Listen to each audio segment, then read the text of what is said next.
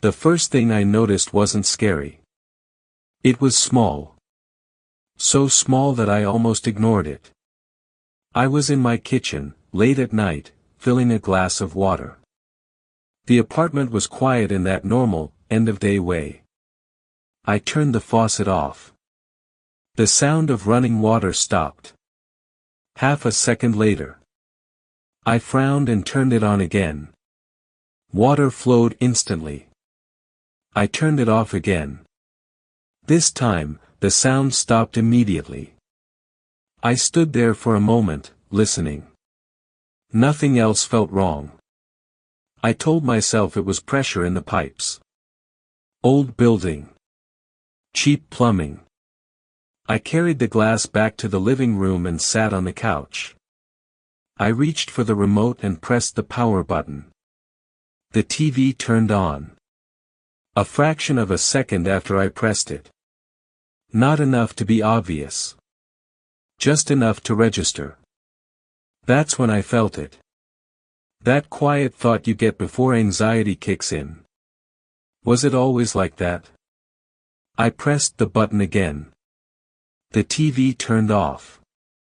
Perfectly on time. I laughed quietly and shook my head. I was tired. That was all. I leaned back and closed my eyes for a second. When I opened them, the room felt the same. But my breathing didn't. I inhaled. My chest rose. The sound of the breath reaching my ears came slightly late. I froze. I exhaled slowly. The sound followed. Delayed. Not echoed. Delayed. Like reality needed a moment to catch up. And once I noticed it, I couldn't stop testing it. I told myself not to overthink it. That was the rule I'd lived by for years. Don't chase weird moments. Don't poke at things that might poke back. But once you notice a delay, you start measuring everything against it. I stood up from the couch. My body moved. The faint sound of fabric shifting followed, late. Not by much. But enough. I waved my hand in front of my face. The movement felt immediate. The sound of air moving lagged behind, like it had to ask permission first. I laughed again, louder this time. Get some sleep, I said out loud. My voice sounded normal. Until the last word arrived just a little too late. I stopped smiling. I grabbed my phone from the coffee table and opened the camera. The screen lit up instantly. My face appeared. Perfectly synced. I moved my head left. The image moved with me. No delay. Relief washed over me. I locked the phone and put it face down. That's when I noticed something worse. The click of the lock button reached my ears after the screen went dark. I stood there, holding the phone, suddenly afraid of touching anything else. I snapped my fingers. The sound came late. I clapped my hands once. The echo followed a beat behind, but there was no echo in the room. Just the delay. I wasn't scared yet. I was confused. And confusion is dangerous, because it makes you experiment. I whispered, "Hello." The word arrived back to me like it had taken the long way around. That's when a thought formed, calm and unwanted. What if the delay isn't in the sound? What if it's in me? I didn't stay inside. Something about the apartment felt complicit. Like it was helping the delay hide. Outside, the night was cold and quiet. Streetlights hummed softly. A car passed at the end of the block. Everything looked normal. I walked down the sidewalk, focusing on my steps. Left foot. Right foot. The sound of my shoes followed behind, slightly offbeat. Not enough for anyone else to notice. Enough for me. I stopped walking. The sound of my last step finished after I was already still. My stomach tightened. A man walked past me, phone to his ear, laughing at something I couldn't hear. His laughter reached me late. I watched his mouth move, then waited.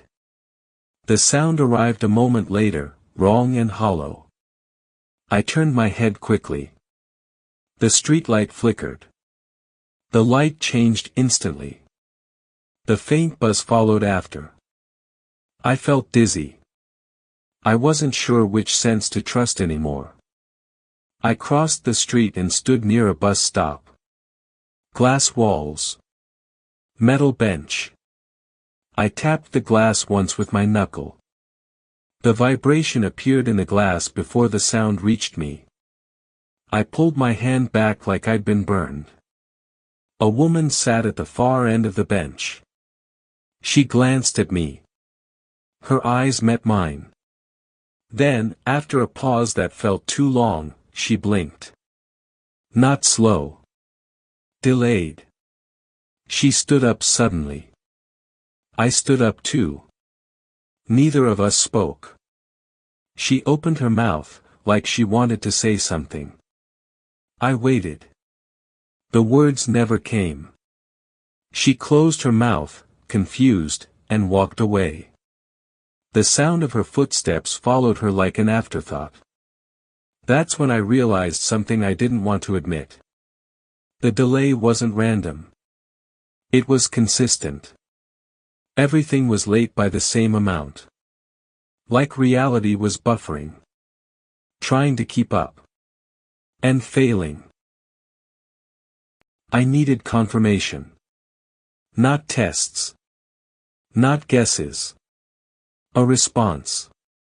There was a small convenience store on the corner, still open. Bright lights. Music playing too loud. I went inside. The bell above the door rang. Late. I stood still until the sound finished. The cashier looked up. "Hey," he said. His voice reached me after his lips stopped moving. My hands were shaking now. I grabbed a bottle of water and set it on the counter. It made contact. The sound followed. I forced myself to speak. "Does anything feel off to you tonight?" The words left my mouth. I watched his face carefully. Nothing happened. Then, after the pause, his expression changed. He frowned. "Like what?" he asked. But the way he said it was wrong. Not delayed. Too precise. Too clean. I felt cold. I leaned closer. "Do you ever feel like things respond a little late?"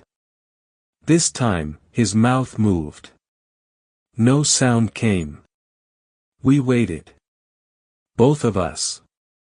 Then his voice arrived, layered, like two takes slightly out of sync. "No," he said slowly. "Everything feels right on time." The music in the store skipped. Not glitched. Paused. Then continued. I stepped back. The cashier tilted his head, just a bit. Like he was listening for something behind my words. "You're waiting," he said. I didn't ask how he knew. "What?" I whispered. He smiled, but his smile arrived after his face relaxed. "For the gap," he said. "Everyone does. Once they notice it." The bell rang as I backed toward the door. This time, the sound came first. The movement followed. And behind me, the pause stayed open. Waiting. I didn't run. Running would have meant trusting my timing. And I didn't trust it anymore. I walked home slowly, counting seconds that didn't line up. Cars passed. Dogs barked. Voices echoed. All of it lagged behind itself. Except for some people. A couple walked past me, holding hands, laughing. Their voices matched their mouths perfectly. No delay.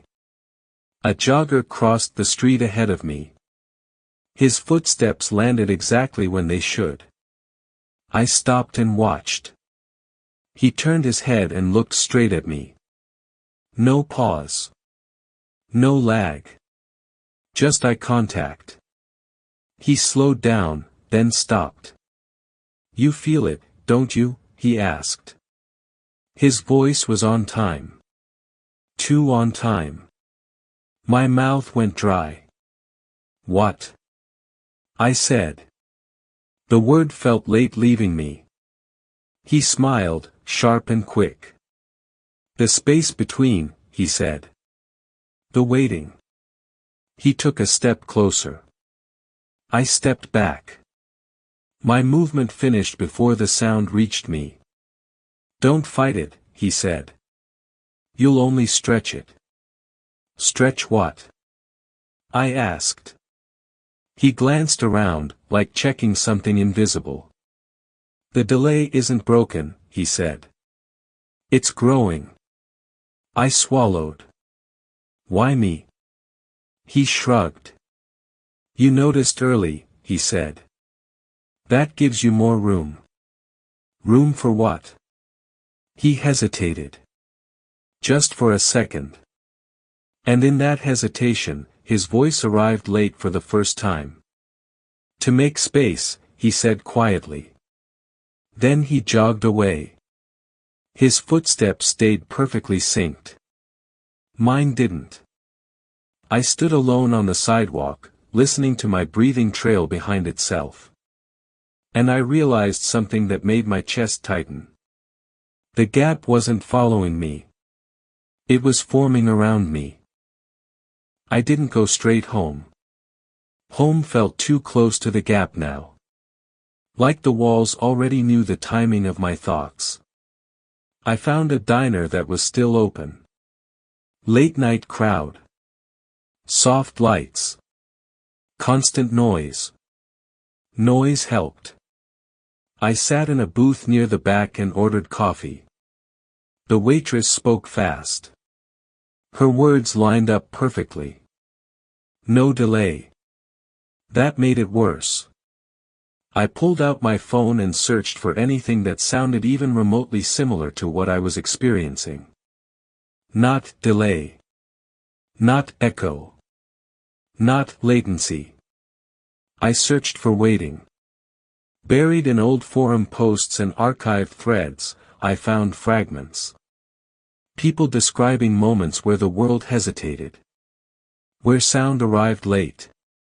Where responses didn't match actions. Most of the posts were unfinished. Usernames deleted. Threads locked. One comment stood out. "The gap isn't empty. It just feels that way at first." I scrolled. Another reply, posted years later. "Once you notice the wait, something else has room to move." My coffee arrived. The cup touched the table. The sound followed. I flinched. Across the diner, a man sat alone, staring at nothing. He wasn't blinking. Not frozen. Waiting. I realized then what all the posts had in common. None of them talked about what caused the delay. They talked about what came after. About the feeling of being slightly ahead of yourself. About moments where thoughts arrived before decisions. About pauses that felt occupied.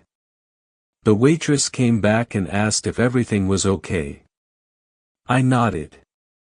Too early. My voice said, "Yeah," a moment later. Her smile faded, just a bit. And in that small silence between us, I felt it. Something shifting. Settling. Like the gap was learning my shape. I left the diner with the feeling that I'd stayed too long. Not because of the people. Because of the waiting. The night felt thicker now. Sounds dragged behind themselves like they were tired. I walked faster. The delay stretched with me. At my apartment door, I hesitated. Keys in my hand. Lock inches away. I waited. Nothing happened. I turned the key. The click came late. Inside, the apartment felt wrong in a new way. Not watched. Prepared.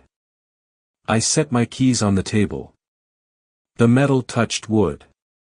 The sound arrived so late that I forgot I'd made it. That's when I heard the voice. Not from the room. Not from my head.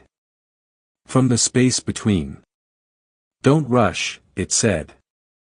The words didn't echo. They didn't delay. They were perfectly timed. I froze. My heart pounded ahead of its own sound. I'm not imagining this, I said. The sentence arrived broken, piece by piece. No, the voice said. You're finally aligned. I looked around. No movement. No source. Just the pause, stretched thin but full. What are you? I whispered. The question took too long to come back to me. When it did, the answer was already there. We use the weight, the voice said. Most people never notice it. They fill it with noise. I swallowed. And me? You leave it open. The lights flickered. Light first. Buzz after. You give us room, it continued. And room is all we need. I backed away until my shoulders hit the wall. If I stop noticing, I said, does it stop? The pause deepened. For the first time, the voice hesitated. If you stop, it said slowly, you collapse it. Then why are you talking to me? Another pause. Longer. Because, it said, almost gently. You're already waiting. I didn't sleep. Every time I closed my eyes, the pause felt closer. Thicker. Like it was leaning in. I remembered something from the forums. A line I'd skipped over because it sounded too vague to matter. Stopping doesn't erase the gap. It changes who controls it. At dawn, I tested it. I sat on the edge of the bed and focused on one thing only. No waiting. I moved quickly. Stood up fast. Spoke out loud without thinking. Now, I said. The word hit my ears instantly. No delay. Relief rushed through me. I laughed. Too soon. The laugh cut off halfway through. Not because I stopped. Because something else finished it. The sound completed itself after my mouth was already closed. I staggered back. The voice returned, closer now. You collapsed the space, it said. You didn't close it. My breathing sped up. What happens if I keep doing this? I asked. This time, the delay wasn't in the sound. It was in the answer. If you never wait, the voice said. You don't leave us room. That sounds good. Another pause. A careful one. Yes, it said. For you. The lights dimmed. Then brightened. Late. But the gap doesn't disappear, it continued. It relocates. I felt a pressure behind my eyes. Like something stepping forward. If there's no space between moments, the voice said. It opens inside the moment instead. I understood then. Stopping wasn't freedom. It was compression. And whatever lived in the pause could survive being squeezed. I stayed still. Not frozen. Intentional. If stopping compressed the gap, and rushing fed it, then waiting had to be done carefully. I sat on the floor, back against the couch, and let my breathing slow. I didn't force it. I didn't rush it. I let each breath arrive when it wanted to. The delay softened. Not gone. Controlled. The pressure behind my eyes eased. The voice didn't speak. That scared me more than when it did. Minutes passed. Maybe. Time was unreliable now. I stood up slowly and walked to the bathroom. The mirror was still covered. Good. I turned on the sink. Water flowed. The sound arrived almost on time. Almost. Progress. I whispered, I can manage this. The words lagged, but only slightly. Then something new happened. A thought appeared in my mind. Not late. Early. Before I finished forming it. You're learning, it thought. I grabbed the edge of the sink. That's not me, I said. The sentence arrived late, but the certainty didn't. It is now, the thought replied. I felt it then. The gap wasn't just outside anymore. It was between my thoughts. Between intention and decision. You said waiting gives you room, I whispered. So what happens when I wait perfectly? The pause stretched. Careful. Respectful. Then, the voice said. You become the space. My reflection shifted beneath the towel. Not visible. But present. I stepped back, heart racing ahead of its sound. That was the truth I'd been avoiding. There was no way to escape the gap. Only a way to host it. I didn't scream. Didn't run. Didn't try to fix it. I sat there and waited. Not passively. Not fearfully. Precisely. I let thoughts form and dissolve without grabbing them. Let movements happen without forcing their timing. The delay stabilized. Not gone. Balanced. The voice didn't speak anymore. It didn't need to. I felt it instead, stretched thin, distributed, no longer pressing in one place. Days passed. I learned how to live slightly out of sync. I paused before answering questions. Moved slower than I needed to. Let silence finish before I did. People noticed. They said I seemed calm. Present. Hard to rush. They didn't feel the space I was holding open. That was the agreement. As long as the gap had somewhere to exist. It didn't need to grow. I don't think I beat it. I think I contained it. But containment requires attention. Careful attention. And sometimes, late at night, when everything is quiet, I feel the urge to hurry. To snap my fingers. To speak too fast. To collapse the space. That's when I stop and wait. Because if I don't, the gap won't disappear. It will look for somewhere else to open. And if you've ever felt a moment hesitate, just slightly, before reality caught up, that might not be a glitch. That might be me. Making room.